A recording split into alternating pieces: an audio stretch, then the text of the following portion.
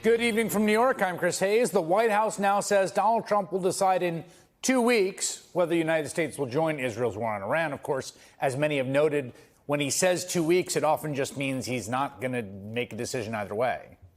Of course, war with Iran would be madness. And we know that. Well, we can be pretty sure about it because we all lived through the last reckless regime change war of choice in the region initiated by a Republican president. The Iraq War, of course, an unmitigated disaster, perhaps the biggest foreign policy blunder in my lifetime. Thousands of American soldiers lost their lives. Hundreds of thousands of Iraqi civilians were killed. It led to the creation of ISIS. It was a disaster for America standing abroad. The region was completely destabilized for over a decade. And here we are at home, where it really hurt the Republican Party, which led directly to the nomination and subsequent election of none other than Donald Trump in 2016. Of course, we entered that war in Iraq under false pretenses. As early as the day of the September 11th attacks, Secretary of Defense Donald Rumsfeld was working to somehow use the attacks as justification for an unrelated war in Iraq. The Bush administration lied about the connections between Saddam Hussein and al-Qaeda. They lied about Hussein having or imminently developing weapons of mass destruction. We have no indication that Saddam Hussein has ever abandoned his nuclear weapons program. On the contrary, we have more than a decade of proof that he remains determined to acquire nuclear weapons. What I want to bring to your attention today is the potentially much more sinister nexus between Iraq and the al-Qaeda terrorist network, a nexus that combines classic terrorist organizations and modern methods of murder.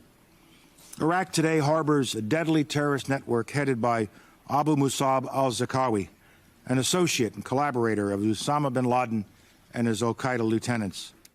Now, that speech was based on faulty intelligence and over the objections of multiple reports from the State Department questioning that intelligence. Iraq did not have an active biological weapons program, nor did it have an active nuclear weapons program when the Bush administration used them as justification for the war. There was no credible link between Iraq and al-Qaeda. Now, Colin Powell insisted he did not knowingly lie to the UN and to the world. He later said the origins of the speech did not come from the intelligence agencies or his own State Department, but rather from Vice President Dick Cheney's office.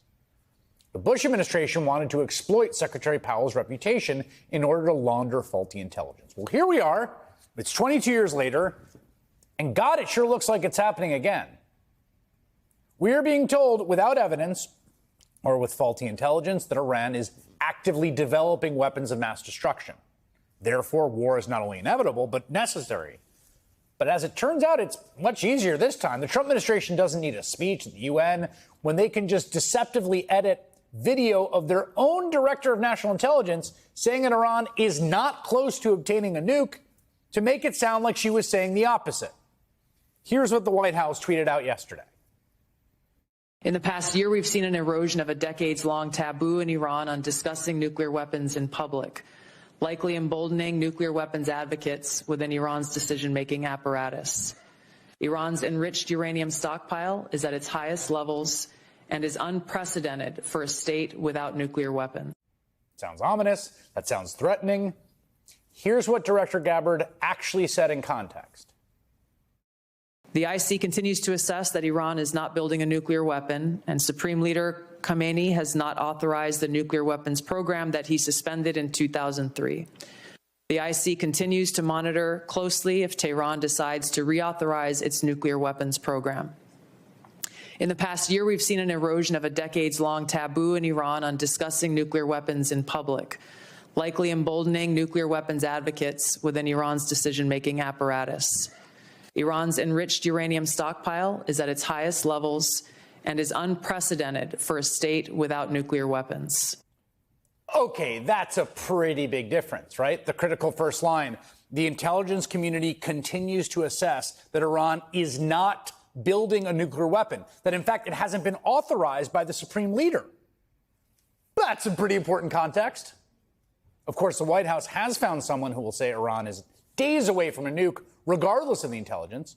Israeli Prime Minister Benjamin Netanyahu, the same guy who came to Congress on the anniversary of 9/11 to call for war with Iraq and who's been claiming that Iran will have a nuke any day now for decades. Are there any other nations that you would recommend that the United States launch preemptive attacks upon at this point? No, the issue is not. First of all, are there other nations that are developing nuclear weapons? Yes. Should we launch any other preemptive attacks? First, let me say what they are, and then let me make a suggestion how to proceed. Thank you. The answer is categorically yes. The two nations that are competing with each other, who will be the first to achieve nuclear weapons, is Iraq and Iran. And Iran, by the way, is also outpacing Iraq in the development of ballistic missile systems. This is not a hypothesis. It is fact. Iraq, Iran, and Libya are racing to develop nuclear weapons. Obviously, we'd like to see a regime change, at least I would, in Iran, just as I would like to see in Iraq. It's not a question of whether Iraq's regime should be taken out, but when should it be taken out? It's not a question of whether you'd like to see a regime change in Iran, but how to achieve it.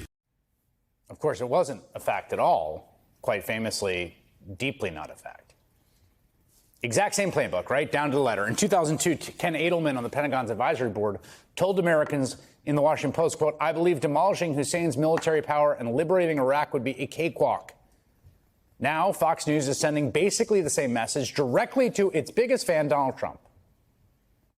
Honestly, if we ever even got into a conflict with Iran, it would be over within 2 days, if that. Well, if the guy on Fox News says it'll be over in 2 days, well, then I'm sure it will be. It's hauntingly familiar. The only reason that Donald Trump is deliberating at all, this 2-week deadline, which again, who knows what that means, is because there is a rift in his base with hardcore MAGA Republicans telling him, do not do this, because he promised them no new wars. When I'm back in the White House, we will expel the warmongers, the profiteers, and take over our government, and we will restore world peace. And we're going to end these endless wars. They never stop. You ever see these wars? They go on for 14 years, 20 years. We will measure our success not only by the battles we win, but also by the wars that we end, and perhaps most importantly, the wars we never get into. That's Inauguration Day. The wars we never get into. Now he's in office, and we're already at a point where a new war has started in the Middle East. That was started by Israel, right? It sure looks like we're about to go to war. And here's the thing. Every single Democrat in both houses could sign on to congressional resolutions trying to block him from bombing Iran, and he wouldn't blink an eye. But he cares about angering his base. I don't know if they're trying to get us into a war with Iran or not, America, if Israel is trying to. I don't trust the Israel leader at all. I don't believe anything that guy says. And I don't think that our soldiers should have to go and defend stuff that they start. It feels like they're trying to push Trump to go do that. And it's like, who makes that choice? Does he make that choice? And then what do we get? What's the win for us? We're just involved in some other thing while we have suffering here at home. Now, that individual, Theo Von, he's got millions and millions and millions of listeners. And he's been a Trump-friendly guy. And the threat of another forever war has been enough to incite the likes of MAGA-friendly podcaster Theo Von and disgraced cable news host Tucker Carlson and former Trump aide Steve Bannon. In fact, Bannon even coincidentally showed up at the White House for lunch with Donald Trump today. The other thing is that war with Iran is unpopular. Republican voters don't like it. Democratic voters don't like it. Independent voters don't like it.